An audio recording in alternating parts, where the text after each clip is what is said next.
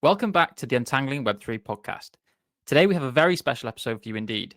We're joined by two remarkable guests, Evin McMullen and Diego Fernández. Evin is a major player in the decentralized identity space, breaking new ground for metaverse-friendly identities with Disco, as well as being the co-founder of Privado ID, formerly Polygon ID. While Diego is leading an exciting and ambitious new project to bring government-issued digital identity to more than 3.6 million citizens in Buenos Aires with Quark ID. Today, we'll be discussing the need for digital identity at real scale and finding out how technologies like zero-knowledge proofs are finally helping this become a reality. Without further ado, welcome to the show, Evin and Diego. Hi, Jack. How are you? GM guys, it is wonderful to be here with you today. Thank you so much for having us. No, thank you guys for being here. This is a super exciting episode, as I mentioned in the intro there. I think we've talked about digital ID on our show a couple of times in the past, but this is the first time we've had people, talking to us about the real world experiences of bringing these systems to life. So yeah, really excited to hear about that, the kind of challenges and ways we can overcome those challenges are around bringing these scalable systems to light. Maybe just to kick things off, can you give us the very quick 1-2 sentence intro to who you guys are, what you guys do? My name is Evin McMullen. I'm the co-founder of Privado ID. I have been building in the blockchain identity space for now about a decade, spending time leading teams at places such as Consensus, as well as a project that I founded called Disco.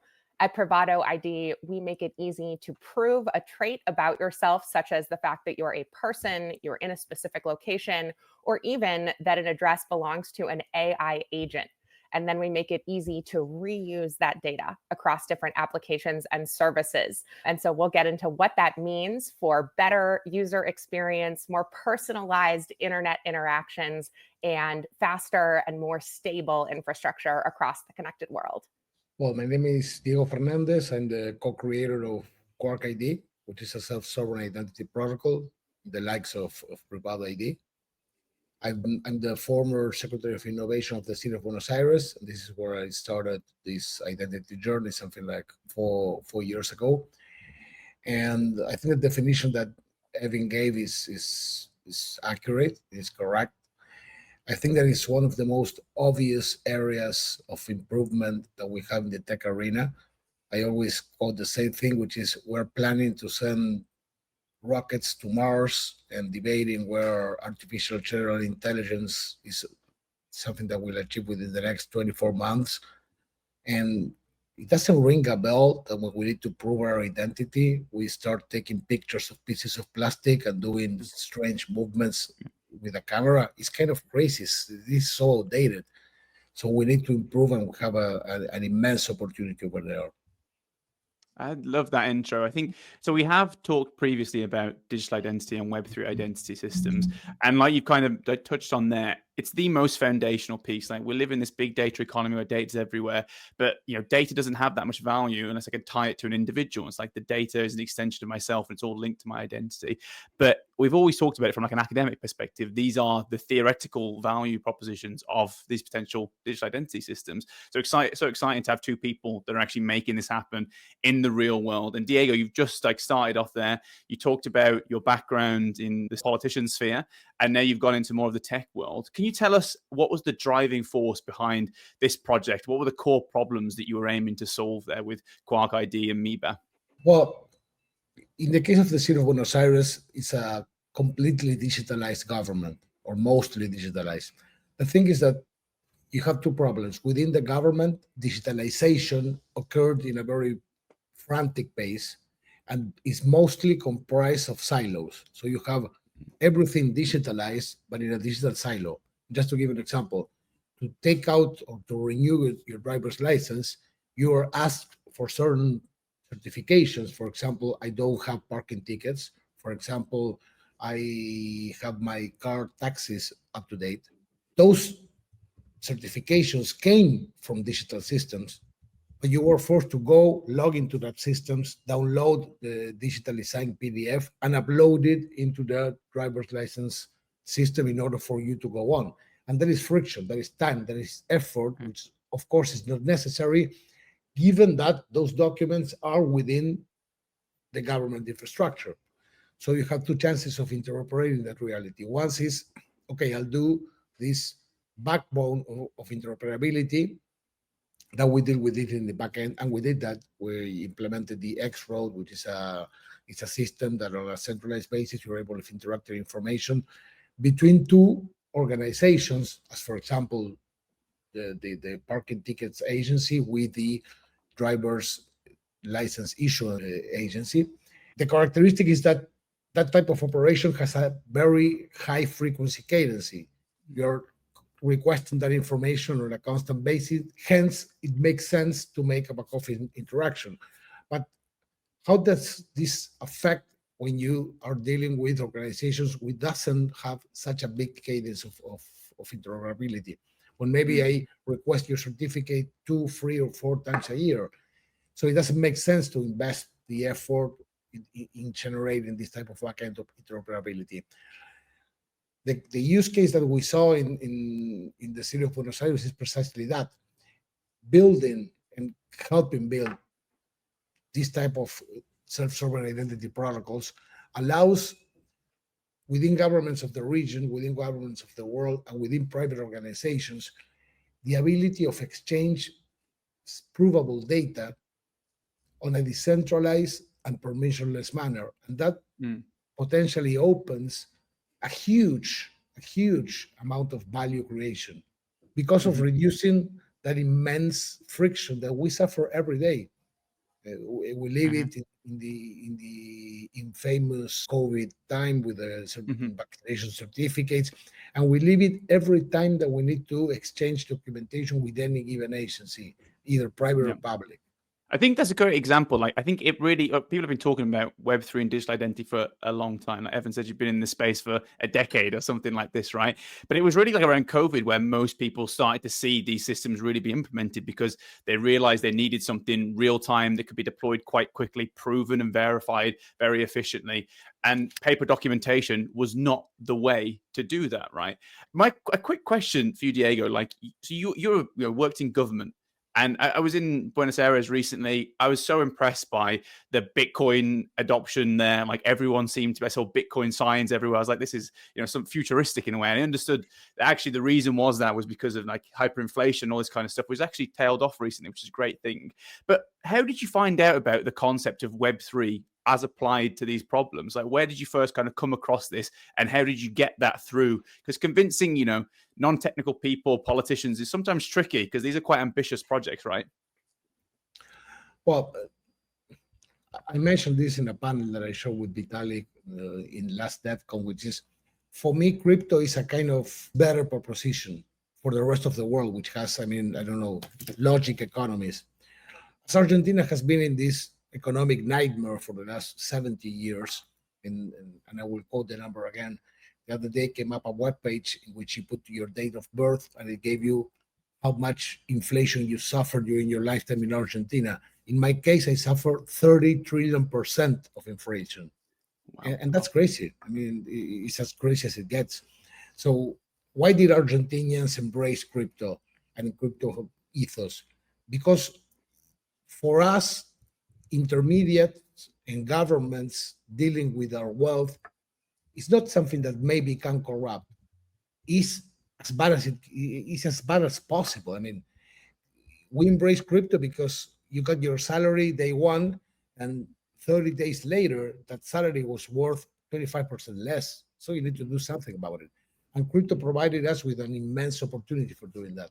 And it was just it was an entrance door, because the other day I was speaking with the founders of two of the most important wallets holding something like 12 million users in Argentina.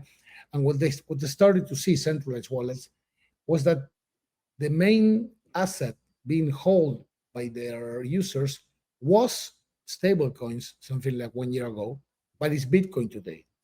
So those users got in just to sort of protect against inflation. And then they kind of bought the crypto ETH and say, hey, you know what? I go into Bitcoin. I go into ETH. And for me, that's a pretty nice case of real world adoption. And how do you deal with politicians and so on accepting? Because at the end of the day, I was Secretary of Innovation, but the final decisions, hey, we will move forward with this project, is taken by a senior officer, in this case, the mayor of the city, or the chief of staff. My point there is nobody buys technology, and decision makers don't understand it and honestly don't care about technology. They buy use cases, saying, "Hey, you know what? Yeah. We'll be able of a policeman will show you a QR code, and you'll be able of scanning it with an app, and that will allow the policeman to know instantly that that driver is entitled to drive." That's a fantastic use case. I love it. Hey, you know Yeah. what? Private parties will be able of minting credentials in the same security as the government without paying no extra cost. Oh, I love that. Hey, you know what? Today in Argentina, kids that finish high school take almost 8 months to receiving their official high school title. Hence, that first year they are incorporated in college on a temporary basis until they receive their documented their official incorporation. That's crazy. And I live that. I have two daughters who went through that process. Say, hey, you know what? This December, kids will be able of showing the digital verified credential of their high school degree. They won. And that is that from a politician's perspective, from the guy making decisions. Hey, you know what? We'll be forward with that. Honestly, they don't need to understand. Hey, this is sovereign, and users should have the control, and we're using blockchain technology in this or that way. What they will be making their decision on is, hey, this use case will provide society with a better experience, and then move forward with that. And you tech guy made that happen. I mean, that's your job, not mine. No, exactly. I think it's a really interesting to hear you say that, as a practitioner and someone who's been in government, right? And I can imagine, as you said, in Buenos Aires, you probably have a population that's preconditioned to accepting the benefits of crypto and Web3 as an idea because of everything you said, right? Because of the inflation you've experienced, seeing Bitcoin and crypto for the monetary potential is, I guess, maybe an advantage you have to then looking at the second order use cases like things like digital identity, and that kind of makes it easier on the use case. But not that much, again, not that much. Let me differ on that point, which is my thesis or my litmus test is, if a user knows it's using crypto, your product will fail. I mean, or it will be just used by crypto users. There's not that many of us. So in the case of digital identity in Buenos Aires, of course, users can go, tech users can go, they can download the core and the code of Quark ID from the GitHub and do their technical analysis, and that's completely fine. And I always put this example. We need an application that my 85-year-old mother, which each time that she downloads an application in her iPhone, she calls me, say, "Hey, son, is this application safe?" "Yeah, mommy, it's in the App Store. Go and download the thing." No problem. So if you put my mother, 85-year-old mother, to sign transactions going back and forth from applications, she'll get lost from the moment one. She will be afraid of that. When you're dealing with deploying millions of users' use cases, you need to give them a Web2 experience with underlying Web3 technologies. But the experience needs to be extremely easy. They need to not realize that they're using Web3 technology. Yeah, I think that I completely agree with as well. Making it easier to use is always, you can't be selling the Web3 and crypto as the thing. It's the use case, as you mentioned, that's important. Evan, I want to come to you on getting maybe I don't know if it's a slightly different perspective, but someone, coming from North America. I know you have an interesting background looking at information systems and maybe with an anthropological lens as well. But what was it that got you into digital identity and Web3? Like, what was your journey there? And what Diego's saying, does that resonate with why you're involved and what you're doing now? If you could give us kind of a bit more context on your path, that'd be really interesting. Most certainly. I have had the good fortune of learning from leaders such as Diego for quite a while at this point. And actually very early on in my crypto career, had the opportunity to explain decentralized systems and the business benefits of utilizing networks such as Ethereum in the context of governments, working with groups from the Kingdom of Saudi Arabia, United Arab Emirates, throughout the European Union, Asia, Africa, and beyond. So from this very global lens, it has been evident from the beginning beginning that, governments engage with use cases and the business outcomes that we can offer with more secure systems, more composable technology, and more control, while also enabling emergence, that these benefits have really been the driving force of all conversations where we see real outcomes. I think, what brought me to the table specifically around identity is that the benefits of blockchains are limited when we do not have the ability to control for permissions that pertain to regulations. So having a permissionless offshore casino is one thing, but being able to coordinate more than treasury allocation alone requires identity, requires verifiable data. Some of the use cases that Diego has described in terms of improving citizen experience can also be transposed to our interactions with brands, our interactions with connected hardware, even things like our homes and our vehicles. One of the areas of development right now that is especially important as we talk about identity is AI. So, we are currently positioned to not be able to tell the difference between synthetic and authentic without the types of tools we're here to talk about today.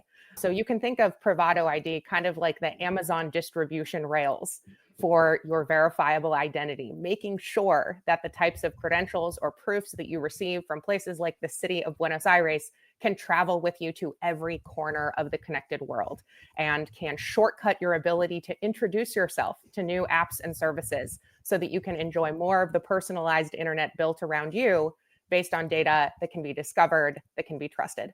You also mentioned that we've been talking about these concepts for quite a while. In fact, in 1997, Professor Larry Lessig from Harvard first suggested that we might be oversharing to the bouncers at bars when we hand them our driver's license and let them know our eye color and whether or not we're organ donors, when all they need to know is whether we are of age to enter the establishment. I am pleased to say that based on the technology Privado ID and others have brought to market, that the concept of zero knowledge proof-based access control, or a quick scan and client-side validation to tell whether or not you are permitted to drive, to access the content, to release the capital, that is now all possible today in a safe and secure way. So we can enjoy these new technical capabilities in service of real outcomes where we save time signing up for new applications, where we can feel safe and secure interacting with new services, or even with our own governments. I didn't know that little story, the anecdote about the oversharing to a bartender or a bouncer was from 1997. Wow, that is absolutely crazy that it's taken this long to actually start seeing these implemented in the real world. We're definitely going to talk about the idea of identity and AI because it's one of my favorite topics. I think it's so interesting. But just to double click on a few things. So Diego said, politicians, they don't care about tech, they care about use cases. But we're a tech podcast. We do care about the tech, and we've got you on, Evin. So we want to get your insight into, can you explain at a high level, how does digital identity work? We've talked about, the individual, we've talked about the bounce of the verifiers, we've talked about government having a place there, and also the blockchain. But can you just give us a high level explanation of what the main components are and how they relate to one another? So today, the internet is location based. What I mean by that is that when you go to visit a website, everybody generally sees the same version of that website. Now in Web3, with the introduction of blockchain keys and decentralized technologies, we can start to enjoy the identity-based internet, meaning that your address, the assets that you own, and the pieces of information about yourself that you've collected from others can also be used to inform your experience of different websites or different applications. What this means in general is that the cost of building trust with a new counterparty, or the amount of information about yourself that an app needs to collect in order to give you a great experience, that can be lower. So that your entry into new spaces can be more effective. You can more easily discover the types of experiences that are relevant or interesting to you. When we think about how this actually gets expressed in different apps and different services from a technical perspective, one of the core principles of digital identity that can be really interesting and different here is that we can include the user you as an individual can have a view of what your identity is and how it gets expressed. Whereas right now, your digital identity is mostly applications swapping secrets about you behind your back through a tangle of APIs. In the world of wallets, in the world of Web3, an identity can be self-sovereign, meaning that it can have more control over its data than any other party. This allows data to move with you from one app to another. Essentially, you can carry the data exhaust that you create and reuse it for different apps instead of having to, start off a new application like it's your first day on the internet, fill out a bunch of forms, and then begin again for every next application that you experience. Sometimes, folks might refer to this as rehypothecating data or reusing data. And, at Privado ID, we think of ourselves as middleware infrastructure, sitting between blockchains and apps, helping those apps reuse data, rehypothecate data so that they can deliver better, more secure experiences faster. Yeah, that's a really awesome description where I don't think you really even need to talk about the blockchain, which is just a lovely change to how often we do. And we are going to get into that side of it. But I love the description of it as middleware, right? Because, we actually spoke recently about Blue Sky on the show and how that is also using digital identity concepts to allow people to essentially not be locked into one social media platform, which I think is really interesting. Today's episode is sponsored by the VeChain Foundation. Now, we often talk about how emerging technologies like blockchain have the potential to revolutionize sustainability, and VeChain is at the forefront of this green movement with initiatives like VBetterDAO. Let's take a closer look. Imagine tracking small actions like recycling at low cost, making them valuable assets. These verified records build a massive collective impact, benefiting people through their own actions. Sound a bit complex, but VeChain made it fun. Explore our apps at vbetter.com. VeChain's goal is to power a new era of sustainable solutions. So if you've got an app idea or just want to earn rewards for small, sustainable actions every day, go check out vbetterdao.com to find out more. And now, back to the show. And it sounds like what you guys are doing at Privado is similar in a sense, but we haven't talked too much about the kind of nuts and bolts of the digital identity itself, right? And this is interesting because that concept has been around for a little while now. I know it's like a W3C standards type thing. You have people working on different implementations of the standard. And when you implement that standard, the standard is kind of agnostic to your platform, right? So if you're the middleware, what's the kind of base layer underneath that? Well, W3C doesn't really care about that. But what we do see time and time again is the base layer tends to be a blockchain, right? So we end up issuing these digital identities, these DID documents, they tend to interact with a blockchain. And I wanted to kind of ask you, Diego, about that aspect. So where does blockchain play a role in what you're doing with Quark ID? And, because I'm pretty sure it is using blockchain. Why did you go down that route for having a blockchain-based digital identity solution when, there are other options available? I'm curious to hear kind of what that thought process was. It's a very good question. You can do digital identity and provide amazing use cases, and you can do it the good way or the bad way. So that is a shortcut that you shouldn't take. We have today several examples, and I won't mention them, but we have several examples of companies providing digital identity in a centralized manner, which is basically changing who controls things. Okay, you know what? Now we're going to create this huge company which is going to provide this really good use case, and you'll be able of utilizing your identity wherever you wish, but I'll be controlling all of the data. And that is such a risk. We're just changing things from one partner to the other. And we shouldn't pursue that alternative. And several governments are starting to use blockchain, but they use private permission blockchains. And this is a very personal take, but I mean, a private permission blockchain for me makes no sense. It's an oxymoron. Why would I need a private permission blockchain that I have? I don't know, Amazon is free for that, or Oracle databases or whatever. Or why would I need a private permission blockchain? It doesn't make sense if I control all of the nodes. It's crazy. For me, the hard sell to my bosses at that time was, hey, we need to go with an open, non-permission blockchain. That doesn't mean that we won't be able of controlling, for example, if we accept or not a given driver's license. We should keep that control. But we should do that in an open, non-permission blockchain so as to create an ecosystem of value. And it's proven that when you do these private permission things, the ecosystem is not generated. If we open the doors, and we're seeing that in Buenos Aires with several private companies and individuals accepting and starting to leverage the use of Quark ID, we need to rely on open, non-permission blockchains. And that's what finally sets the thing apart. And I am extremely optimistic. I think that governments and big institutions are starting to see the value in using Ethereum as a security layer, in relying on a network which is decentralized and nobody will ever be able to manipulating. And for me, that's a road that we need. It's starting, but we need to keep on, as Privado is doing, as Quark ID and is doing. We need to keep on promoting and educating decision makers on why this is the way to go and not falling on centralized providers or private permission blockchains.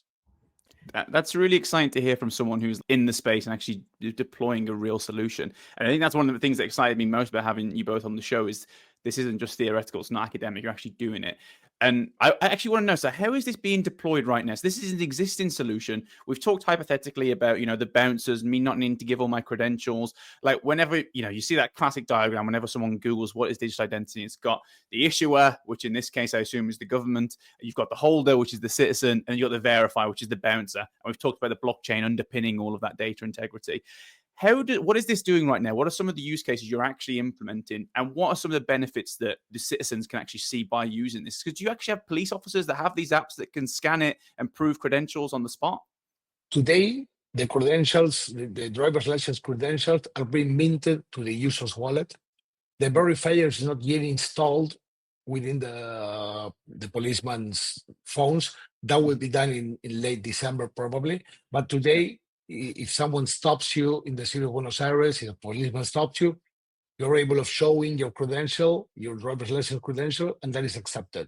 In the next 20 to 40 days, we're giving policemen a general purpose verifier in order to check automatically on a cryptographic basis the ability of you to drive that given car without sharing, again, the type of information that is needed, as I've been mentioned before.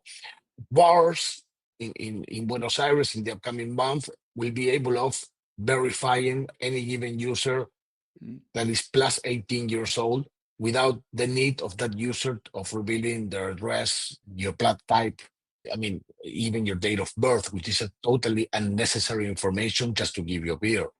The same thing with, as I mentioned before, college degrees.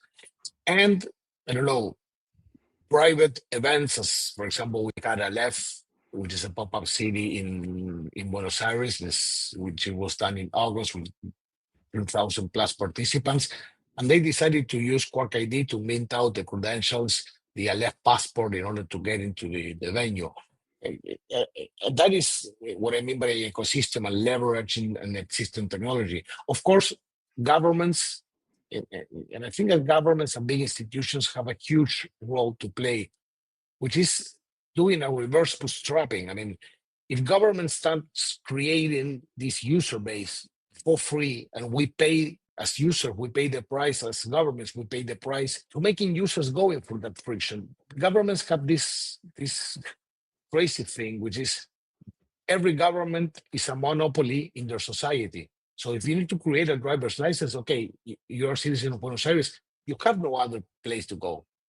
So you need to do it within the Buenos Aires government.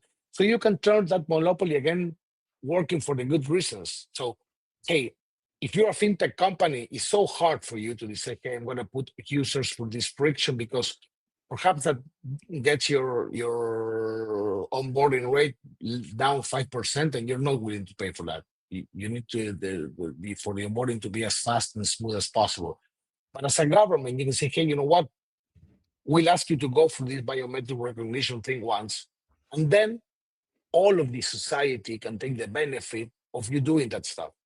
And I think that big institutions and governments have an amazing role to play over there.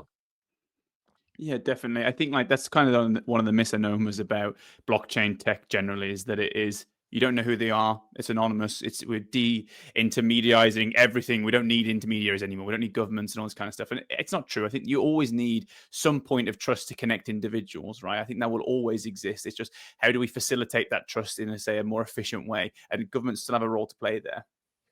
I think honestly, Alec, in the future that we are trying to build with Evin and so many others in the industry, we will see this kind of web of attestations in which the government will be one important player, but Evin will perhaps attest that I am working in the identity industry for quite some time. I will do the same for Evin, and this mesh of trust will start being created, and we'll be able to attesting who we are, not only because I'm a citizen of Buenos Aires, but because I was part in this podcast and I am friends with Evin and she. That type of social reputation is a crucial part of who we are. And of course, if we live in a civilized and modern country, that's not an issue. But when you start to see this kind of regimes that try to constrain your liberties and so on, that social trust is crucial. And of course, all of us in this space have the fortune of having the possibilities of attending college, having credit in banks and so on. But when you're dealing with subdued populations, this web of trust, of social trust, is perhaps the most valuable asset that they have. The thing is that today, they don't have the ability to prove that apart from the closed social circuits. This type of identity system will enable population to say, hey, you know what? I have been selling tacos in this precise location for the last 4 years, and I've been consistent paying my bills. Hence, I'm a subject of credit. And that today doesn't occur, and digital identity will start opening that amazing possibilities. When we talk about digital identity systems and their opportunity for composability, how we can develop better experiences faster as a result of open ecosystems, this is really where the core of Privado ID comes from. Diego noted that you can build a sort of shortcut, centralized digital system that is monopolistic, where there is a single source of reputation and where there is perhaps a centralized server where every account is permissioned. These systems, of course, do not reflect reality, because if a centralized provider can delete your account, you do not cease to be a person. You are simply not accounted for in that particular database. And that is why it's important for a thriving and composable ecosystem that we embrace many different sources of reputation, proven authorities of expertise, whether social, professional, or institutional, that we enable composability across protocols, because no human being only uses a single protocol for their entire life. And as we've noted earlier as well, it's important for us to abstract away the complexity of that tech. We've been having a great conversation here today, and we haven't once mentioned TCP/IP or HTTPS. So making sure that we deliver outcomes based on the flow of how people already spend their time, and we do not align or trap ourselves in a silo of proprietary hardware of a single protocol or a single centralized service. So this open and composable ecosystem with an infinite number of reputation sources, an infinite number of types of credentials or types of reputation, an infinite number of protocols or devices where it can be compelled, where anyone can validate this data. That is what we have built in production today, currently available across chains in some corners of the EVM. And we are working with Diego and others to bring that capability and the associated data to every corner of the connected world. I completely agree with what Evin said. Just to share my personal history, I started my first startup in 1998, and I was very young, and I sold companies mails and website. I love programming, so I program HTML websites, and I was forced to sell email because nobody was doing it in Argentina with a dial-up access. And by that time, if you wanted to deal with an email, everybody knew what a DNS MX record was, that the SMTP port was 25, POP3 port 110. You were forced to know that because, I mean, the tech was so complex that you needed to start doing a /q request in the DNS server to see if the MX record was correctly pointed. And that was crazy. And email really took the world by storm when that type of complexity was only known by very specific set of people.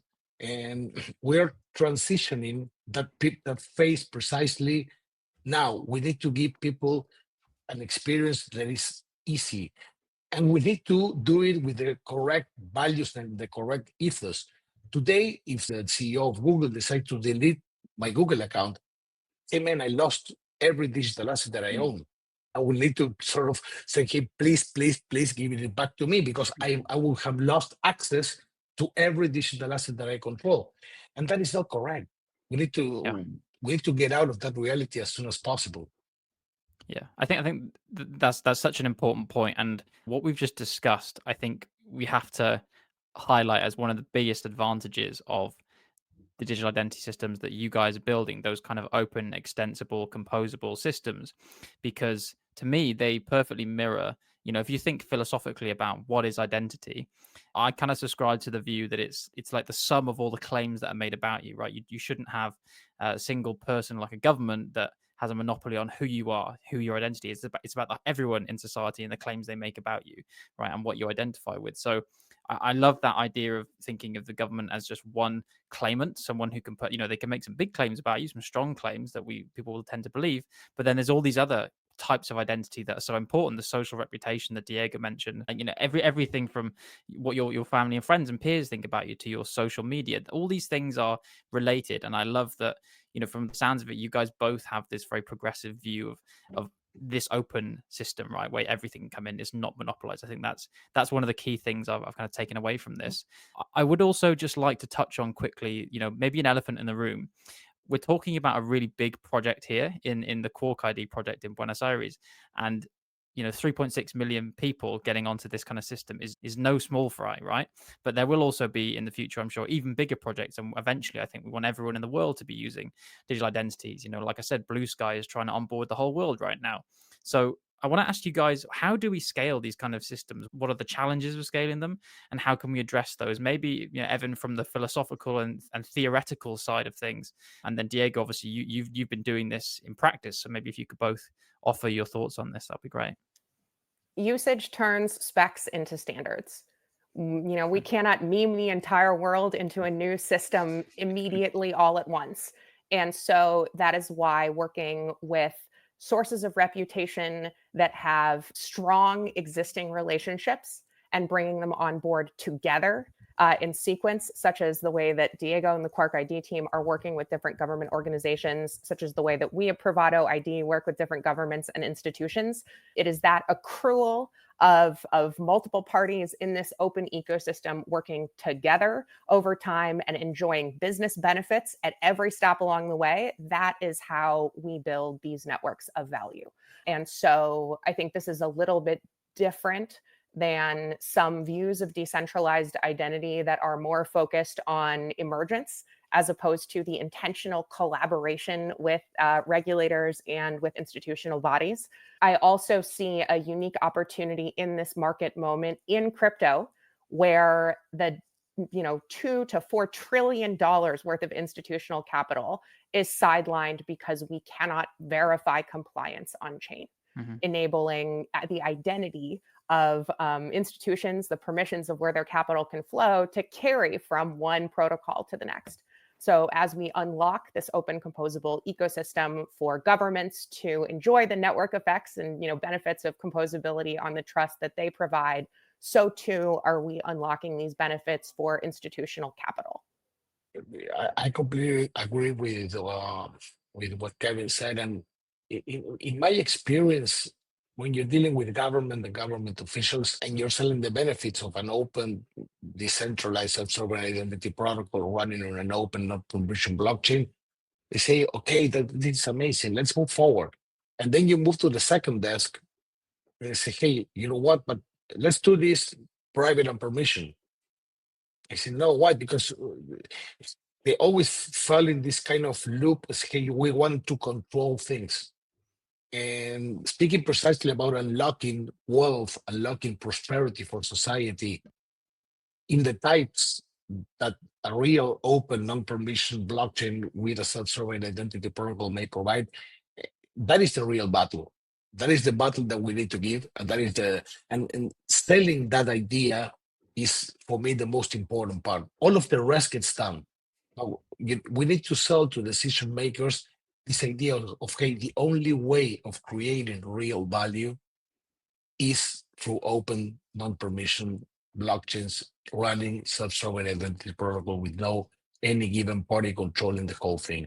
And that is the thing. And honestly thinking, I think that we are lucky enough. I don't know if lucky is the word, but I mean, we have the privilege of being in this moment in time because things are happening now. So for me, that's a privilege that we need to leverage as far as possible.